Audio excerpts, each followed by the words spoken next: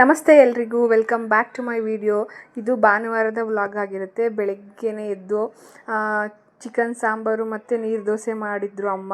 ತುಂಬಾ ಚೆನ್ನಾಗಿತ್ತು. ಅದನ್ನು ತಿಂದ್ಕೊಂಡು ಇವತ್ತಿನ ದಿನ ಹೇಗಾಯಿತು ನಾನು ಅಂತ ಹೇಳಿ ವಿಡಿಯೋದಲ್ಲಿ ತೋರಿಸ್ಕೊಡ್ತೀನಿ. ಇನ್ನೂ ಯಾರೆಲ್ಲ ನನ್ನ ಚಾನಲ್ನ ಸಬ್ಸ್ಕ್ರೈಬ್ ಮಾಡದೆ ನೋಡ್ತಾ ಇದ್ದೀರಾ, ಪ್ಲೀಸ್ ಸಬ್ಸ್ಕ್ರೈಬ್ ಮಾಡಿ. ಹಾಗೆ ಹೊಸದಾಗಿ ಯಾರಾದರೂ ನೋಡ್ತಾ ಇದ್ದರೆ ನಿಮ್ಮ ಫ್ರೆಂಡ್ಸ್ ಫ್ಯಾಮಿಲಿ ಜೊತೆ ಈ ವಿಡಿಯೋನ ಶೇರ್ ಮಾಡಿ. ನೀವು ನೋಡ್ತಾ ಇರ್ಬೋದು, ಇವಾಗ ಈ ಸೀರೆ ತುಂಬಾ ಟ್ರೆಂಡಿಂಗಲ್ಲಿ ಇರುವಂತಹ ಸೀರೆ ಮೈಸೂರು ಸಿಲ್ಕ್ ಕ್ರೇಪ್ ಸ್ಯಾರಿ. ಇದು ನನ್ನ ಫ್ರೆಂಡ್ ಇದನ್ನು ನನಗೆ ಗಿಫ್ಟಾಗಿ ಕೊಟ್ಟಿರೋವಂಥದ್ದು. ತುಂಬಾ ಚೆನ್ನಾಗಿದೆ. ಕಲರ್ ಕಾಂಬಿನೇಷನು ಕೂಡ ಚೆನ್ನಾಗಿದೆ, ನನಗೂ ಕೂಡ ಇಷ್ಟ ಆಯಿತು. ಸೊ ಬಾರ್ಡ್ರ್ ನೋಡ್ತಾ ಇರ್ಬೋದು ನೀವು, ಸ್ವಲ್ಪ ಮೀಡಿಯಮ್ ಸೈಜ್ ಬಾರ್ಡ್ರ್ ಇದೆ. ಮತ್ತು ಇದಕ್ಕೂ ದೊಡ್ಡದಾಗಿರುವಂತಹ ಬಾರ್ಡ್ರುಗಳು ಕೂಡ ಸಿಗುತ್ತೆ. ಬಟ್ ಇದೂ ತುಂಬಾ ಚೆನ್ನಾಗಿದೆ. ಹಾಗೆ ಪಲ್ಲುನೂ ಕೂಡ ತುಂಬ ಚೆನ್ನಾಗಿ ಬಂದಿತ್ತು. ಸೊ ಈ ಸ್ಯಾರಿಗೆ ಬ್ಲೌಸು ಕೂಡ ಪಿಂಕ್ ಕಲರ್ ಬಂದಿತ್ತು. ಇದು ಬ್ಯಾಕ್ ಸೈಡ್ಗೆ ಕೊಟ್ಟಿರುವಂತಹ ಬಾರ್ಡರು ಮತ್ತು ಸ್ಲೀವ್ ಸೈಡ್ಗೂ ಕೂಡ ಬಾರ್ಡರ್ನ ಕೊಟ್ಟಿರ್ತಾರೆ. ನಾರ್ಮಲಾಗಿ ಹೊಸಕೋಟೆಯಲ್ಲಿ ನಾನಿರೋ ಕಡೆ ಬ್ಲೌಸ್ಗೆ ಸ್ಟಿಚ್ ಮಾಡೋದಕ್ಕೆ ತುಂಬಾ ಕಾಸ್ಟ್ ಮಾಡ್ತಾರೆ. ಬೊಟಿಕಲ್ಲೆಲ್ಲ 500 ಅಬೋನೇ ಇರುತ್ತೆ. ಸೊ ನನಗೆ ಗೊತ್ತಿರೋದ್ರಿಂದ ನಾನು ಇಲ್ಲಿ ನಾನೇ ನಿಧಾನವಾಗಿ ಸ್ಟಿಚ್ ಮಾಡ್ಕೊಳ್ಳೋಣ ಅಂತ ಹೇಳಿ, ಕಟಿಂಗ್ ಮಾಡಿ ಇಟ್ಕೊಳ್ಳೋಣ ಅಂತ ಹೇಳಿ ಮಾಡ್ಕೊಳ್ತಾ ಇದ್ದೀನಿ. ಯಾವುದೇ ಕೆಲಸ ಆದ್ರೂ ಅಷ್ಟೇ, ನಾವು ಅದನ್ನು ಕಂಟಿನ್ಯೂಸ್ ಆಗಿ ಮಾಡ್ತಾಯಿದ್ರೆ, ಇಲ್ಲಾಂದರೆ ಆ ಕೆಲಸದೊಳಗಡೆ ನಾವಿದ್ದರೆ ಮಾತ್ರ ಅದು ನಮಗೆ ನೆನಪಿರೋದಕ್ಕೆ ಸಾಧ್ಯ. ಇಲ್ಲ ಅಂತ ಹೇಳಿದ್ರೆ ಖಂಡಿತವಾಗ್ಲೂ ಮರ್ತೋಗುತ್ತೆ. ನನಗೂ ಕೂಡ ಫಸ್ಟು ಮದುವೆಗಿಂತ ಮುಂಚೆ ನಾನು ಕಲ್ತಿದ್ದೆ. ಆದರೆ ಮದುವೆ ಆದಮೇಲೆ ಮಗು, ಅದನ್ನು ಕೇರ್ ಮಾಡೋದು, ಅದರಲ್ಲಿ ಒಂದು 2-3 ವರ್ಷ ಗ್ಯಾಪ್ ಆಗಿದ್ದರಿಂದ ನನಗೆ ಮತ್ತೆ ಮರ್ತೋಗಿ ಮತ್ತೆ ನಾನು ಕ್ಲಾಸ್ಗೆ ಜಾಯ್ನ್ ಆಗಿ ಮತ್ತೆ ಕಲಿತು ಎಲ್ಲ ಇವಾಗ ಮಾಡಿದ್ದಾಯಿತು. ಸೊ ಮತ್ತೆ ಆ ರೀತಿ ಆಗೋದು ಬೇಡ ಅಂತ ಹೇಳಿ ನಾನೇ ಸ್ಟಿಚ್ ಮಾಡ್ಕೊಳ್ಳೋಣ ನಿಧಾನವಾಗಿ. ನನಗೂ ಕೂಡ ಟಚ್ಚಲ್ಲಿ ಇರುತ್ತೆ, ಹಾಗೆ ಅದೊಂದು ಎಲ್ಲ ನೆನಪಲ್ಲಿರುತ್ತೆ ಅಂತ ಹೇಳಿ ಮಾಡ್ಕೊಳ್ಳೋಣ ಅಂಥೇಳಿ ಮಾಡ್ಕೊಳ್ತಾ ಇದ್ದೀನಿ. ನೀವಾದ್ರೂ ಅಷ್ಟೇ, ನಾವೇನು ಕೆಲಸ ಮಾಡ್ತಾಯಿರ್ತೀವಿ ಆ ಕೆಲಸ ಮಾಡುವಾಗ ಈ ರೀತಿ ಆ ಟಚ್ಚಲ್ಲಿದ್ದರೆ ನಮಗೆ ಖಂಡಿತವಾಗ್ಲೂ ಮರ್ತೋಗಲ್ಲ. ಹಾಗೆ ಇಲ್ಲಿ ನೋಡ್ತಾ ಇರ್ಬೋದು ನೀವು, ನನ್ನ ಮಗನಿಗೆ ಡ್ರಾಯಿಂಗ್ ಮಾಡೋದಂದರೆ ತುಂಬ ಇಷ್ಟ.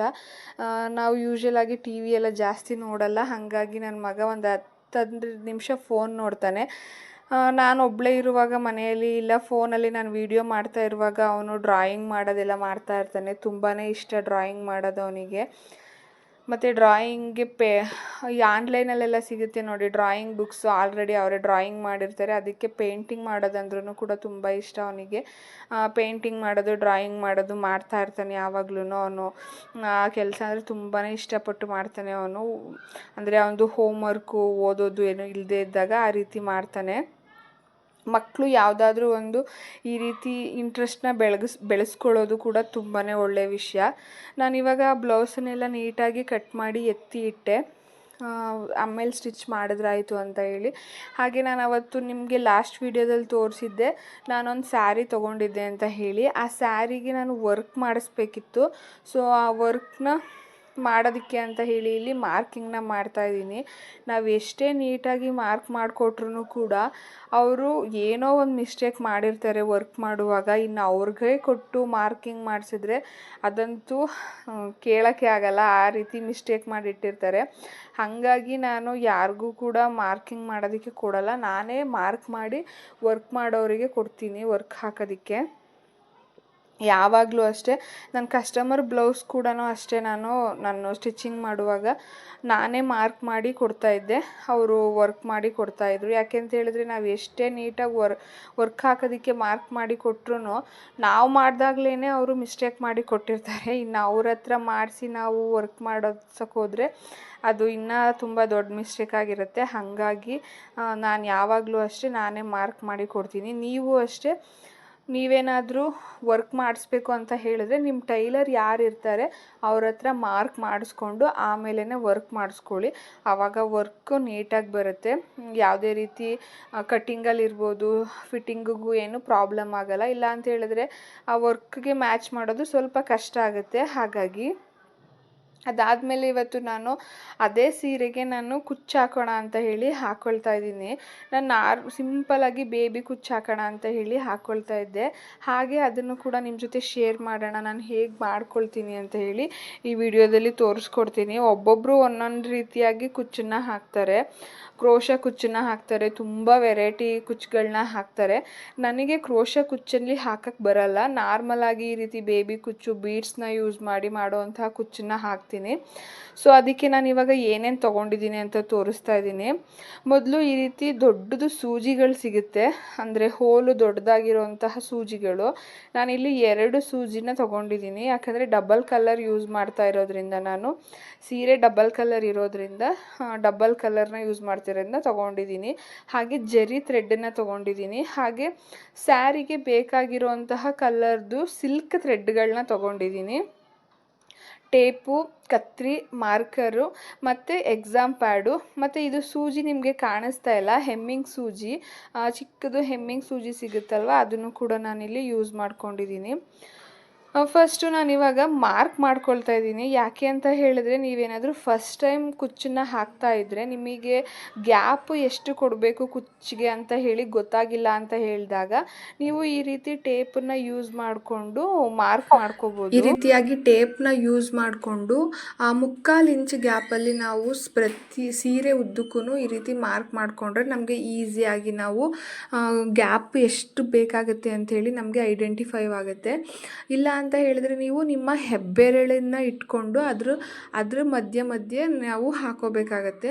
ಸೊ ನಿಮಗೆ ಫಸ್ಟ್ ಟೈಮ್ ಏನಾದರೂ ನೀವು ಹಾಕ್ತಿದ್ದೀರಾ ಅಂತ ಹೇಳಿದ್ರೆ, ನಿಮಗೆ ಗೊತ್ತಾಗಿಲ್ಲ ಗ್ಯಾಪ್ ಎಷ್ಟು ಹಾಕೊಬೇಕು ಅಂತ ಅಂದಾಗ ಟೇಪ್ ತೊಗೊಂಡು ಟೇಪಲ್ಲಿ 3/4 ಇಂಚು ಗ್ಯಾಪ್ಗೆ ನೀವು ಮಾರ್ಕ್ ಮಾಡಿಕೊಂಡ್ರೆ ಈಸಿಯಾಗಿ ನೀವು ಕುಚ್ಚನ್ನು ಹಾಕೋಬೋದು.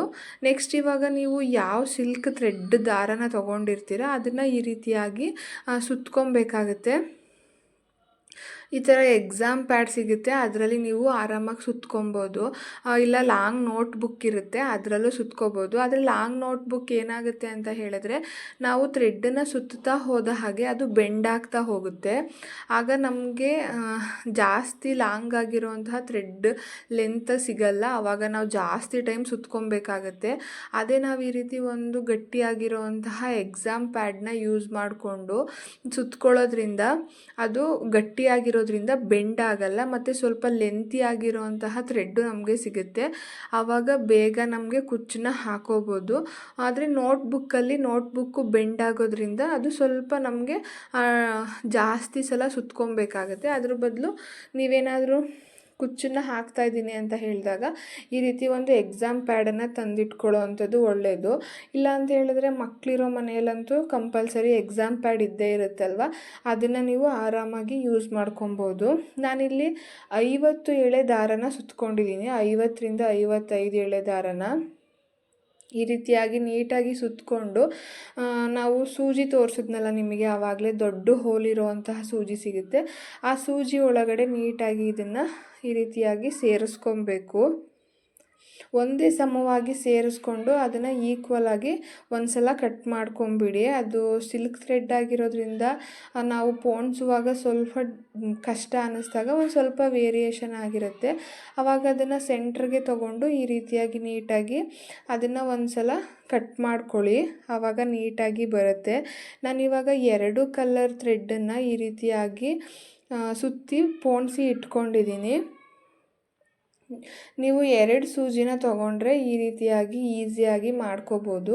ಹಾಗೆ ಸೀರೆನ ನಾವು ಸೀದಾ ಹಾಸ್ಕೊಂಡಿರಬೇಕಾಗಿರುತ್ತೆ, ಉಲ್ಟಾ ಹಾಸ್ಕೋಬಾರ್ದು. ಸೀದಾ ಸೈಡೆ ನಾವು ಈ ರೀತಿ ಸೀದಾ ಸೈಡು ಮೇಲೆ ಬರೋ ಥರ ಮಾಡ್ಕೊಂಡಿರಬೇಕು. ಉಲ್ಟಾ ಸೈಡಿಂದ ನಾವು ಸೂಜಿನ ತೆಗೆದು ಈ ರೀತಿಯಾಗಿ ಸೀರೆ ಒಳಗಡೆಯಿಂದ ಸೂಜಿನ ಚುಚ್ಕೊಂಡು ದಾರನ ತೆಗಿಬೇಕಾಗತ್ತೆ. ಆವಾಗ ನೀಟಾಗಿ ನಮಗೆ ಬಂದುಬಿಡುತ್ತೆ. ಎಕ್ಸ್ಟ್ರಾ ಏನಿದ್ರೂ ಅದು ಬ್ಯಾಕ್ ಸೈಡಲ್ಲೇ ಉಳ್ಕೊಬಿಡುತ್ತೆ. ನಾನು ಆವಾಗಲೇ ತೋರಿಸ್ತೀನಿ ನಿಮಗೆ. ಅದು ಹೆಮ್ಮಿಂಗ್ ಸೂಜಿ ಕಾಣಿಸ್ತಾ ಇಲ್ಲ, ನೋಡ್ತಾ ಇರ್ಬೋದು ನೀವು. ಹೆಮ್ಮಿಂಗ್ ಸೂಜಿಗೆ ನಾನಿಲ್ಲಿ ಜರಿ ಥ್ರೆಡ್ಡನ್ನು ಸ್ವಲ್ಪ ಪೋಣಿಸಿ ಇಟ್ಕೊಂಡಿದ್ದೀನಿ. ಜರಿ ಥ್ರೆಡ್ಡನ್ನು ಹಾಕ್ಕೊಂಡು ಈ ರೀತಿಯಾಗಿ ಹೊಲ್ಕೊಬಿಟ್ರೆ ಆಯಿತು. ತುಂಬಾ ಈಸಿಯಾಗಿ ಆಗೋಗ್ಬಿಡುತ್ತೆ ಕುಚ್ಚು ಹಾಕೊಳ್ಳೋ ಅಂಥದ್ದು. ನೋಡ್ತಾ ಇರ್ಬೋದು ನೀವು ಇಲ್ಲಿ ನಾನು ಈ ರೀತಿಯಾಗಿ ಅದನ್ನು ಹೊಲ್ಕೊಂಡು ಹಾಕ್ಕೊಂಡಿದ್ದೀನಿ. ನಿಮಗೆ ಹೊಲಿಯೋದಕ್ಕೆ ಬರಲಿಲ್ಲ ಅಂತ ಹೇಳಿದ್ರೆ ನೀವು ಜರಿ ಥ್ರೆಡ್ಡಿನ ಚಿಕ್ಕ ಚಿಕ್ಕ ಪೀಸಾಗಿ ಕಟ್ ಮಾಡಿ ಇಟ್ಕೊಂಡು ಕೈಯಲ್ಲೂ ಕೂಡ ಕಟ್ಕೋಬೋದು. ಆದರೆ ಈ ರೀತಿ ಸೂಜಿನ ಯೂಸ್ ಮಾಡಿಕೊಂಡು ಹೊಲಿಯೋದ್ರಿಂದ ತುಂಬ ಈಸಿಯಾಗಿ ಬಂದ್ಬಿಡುತ್ತೆ. ನೋಡ್ತಾ ಇರ್ಬೋದು ನೀವು, ನಾನಿಲ್ಲಿ ಹಾಕ್ಕೊಂಡಾದಮೇಲೆ ಅದನ್ನು ನನಗೆ ಯಾವ ಹೈಟಿಗೆ ಬೇಕು ಆ ಹೈಟಿಗೆ ಕಟ್ ಮಾಡ್ಕೊಳ್ತಾ ಇದ್ದೀನಿ. ಇದೇ ಫಸ್ಟ್ ಒನ್ ನಾವು ಯಾವ ಹೈಟಿಗೆ ಕಟ್ ಮಾಡ್ಕೊಂಡಿರ್ತೀವಿ ಮಿಕ್ಕಿದ್ದೆಲ್ಲನೂ ಕೂಡ ಅದೇ ಹೈಟಿಗೆ ಕಟ್ ಮಾಡಿಕೊಂಡು ನೀಟಾಗಿ ಫಿನಿಶಿಂಗ್ ಮಾಡಿಕೊಂಡ್ರೆ ಆಯಿತು. ತುಂಬಾ ಈಸಿಯಾಗಿ ಬೇಬಿ ಕುಚ್ಚು ರೆಡಿಯಾಗಿ ಹೋಗುತ್ತೆ. ನೋಡ್ತಾ ಇರ್ಬೋದು ನೀವು ಇಲ್ಲಿ ಎಷ್ಟು ಚೆನ್ನಾಗಾಯಿತು ಅಂತ ಹೇಳಿ. ನೀವು ಕೂಡ ಮನೆಯಲ್ಲೇ ಆರಾಮಾಗಿ ಈ ರೀತಿಯಾಗಿ ಬೇಬಿ ಕುಚ್ಚನ್ನ ರೆಡಿ ಮಾಡ್ಕೋಬೋದು.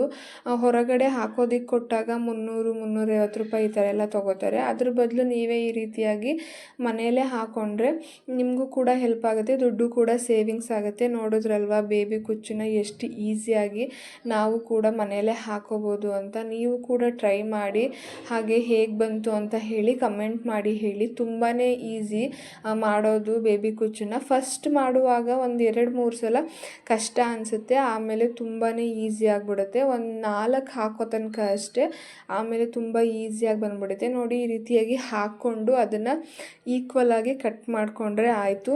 ಸೊ ನನ್ನ ವಿಡಿಯೋ ಇಷ್ಟ ಆಗಿದ್ದರೆ ದಯವಿಟ್ಟು ಸಬ್ಸ್ಕ್ರೈಬ್ ಮಾಡಿ.